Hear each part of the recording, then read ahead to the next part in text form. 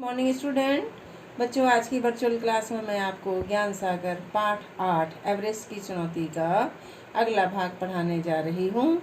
इसके लेखक हैं मेजर हरपाल सिंह अहलूवालिया। दूसरे दिन 7:30 बजे सुबह हम आखिरी शिविर के लिए चले। अब मेरे साथ मेरे रस्से में फूदोरजी बंधा हुआ था। हमारे पीछे रावत, बहुगुणा और 7 शेरपा थे। हम जैसे जैसे आगे बढ़ते जा रहे थे, हवाएं तेज होती जा रही थी। 11:30 बजे हम इस पहाड़ी के उस हिस्से पर पहुंच गए जहां ढाल जरा कम था। 8,512 मीटर की ऊंचाई पर यह हमारा अंतिम शिविर था।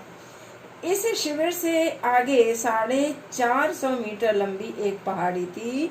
यह पहाड़ी बहुत संकरी और तीखी है और इसके दोनों ओर गहरे ढाल हैं। इसके दाहिनी तरफ बर्फ का एक बड़ा सा टुकड़ा निकला हुआ है। हमें इस बर्फ से सतर्क रहना होता था क्योंकि इस पर पैर पड़ते ही यह टूटकर गिर सकती थी। मुख्य पहाड़ी पार कर हम दाईं ओर मुड़े।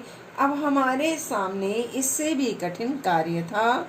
स्लेट की चट्टानें की एक विशाल दीवार को पार करना। इस पर हाथ पैर टिकाने की कोई जगह नहीं थी। इस पर फिसलने का अर्थ होता 5,000 मीटर नीचे तिब्बत में जा गिरना। इन चट्टानों पर हम थोड़े थोड़े चढ़ते रहे। आखिरकार ये काली चट्टानें खत्म हुई और हमने एलो बैंड क्षेत्र में प्रवेश किया। इसकी चट्टानों में पीली पीली धारियां हैं, इसीलिए इसे एलो बैंड कहते हैं। इन पर चढ़ना अपेक्षाकृत सरल था। इन्हें पार करना हम दक्षिणी शिखर के तल तक पहुंचे, जहां से बिल्कुल सीधी चढ़ाई शुरू हो जाती है। मेरे सिलेंडर की ऑक्सीजन कहीं से निकल रही थी, इसलिए मुझे सांस लेने में कठिनाई होने लगी। यह जानकर मैं बहुत चिंतित हुआ। मैंने देखा कि सिलेंडर से मुंह तक ऑक्सीजन से ले जाने वाली नली में छेद हो गया है। यह छेद बूटों की कील से हुआ था।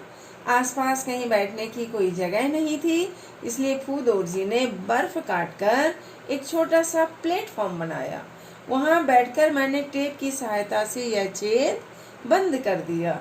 अब हम खुश होकर के आगे बढ़ने लगे कि मुझे लगा कि कोई आदमी हमारी ओर हाथ हिलाता हुआ और हाँफता हुआ बहुत धीरे धीरे बढ़ रहा है।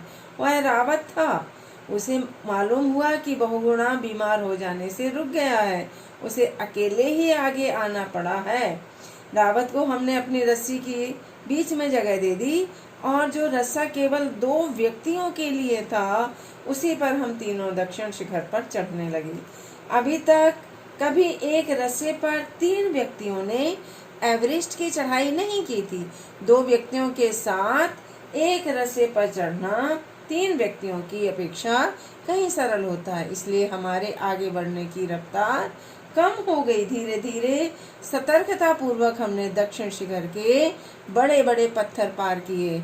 हम एकदम सीधे शिखर पर नहीं पहुंचे और शिखर से कुछ मीटर नीचे ही बाईं ओर मुड़ गए। इसमें बहुत वक्त लगा क्योंकि एक बार में एक ही व्यक्ति चल सकता था। जब एक चलता तो अन्य दोनों संभाल कर रस्से को थामे रहते। ये देखो, ये चल रहे हैं ना। और अब हम एक सकरी गली में पहुंच गए जिसे मैंने इंडियाज डे नाम दिया और यहाँ पहुंचकर हम बहुत प्रसन्न हुए। अब मुझे सबसे बड़ी चिंता हिलेरी की चिमनी थी, क्योंकि पहले के विवरणों के अनुसार शिखर के मार्ग में यह सबसे बड़ी बाधा थी। लगभग 10 मीटर एक सीध में नीचे उतरकर हम कुछ चट्टानों तक पहुंचे। तो बच्चों, इस तरह से एवरेस्ट की चढ़ाई में किन किन कठिनाइयों का सामना करना पड़ता है, ये पार्ट्स में दिखाया गया है और इस पार्ट को बहुत ध्यान से पढ़ना है। आपका यही होमवर्क है। धन्यवाद।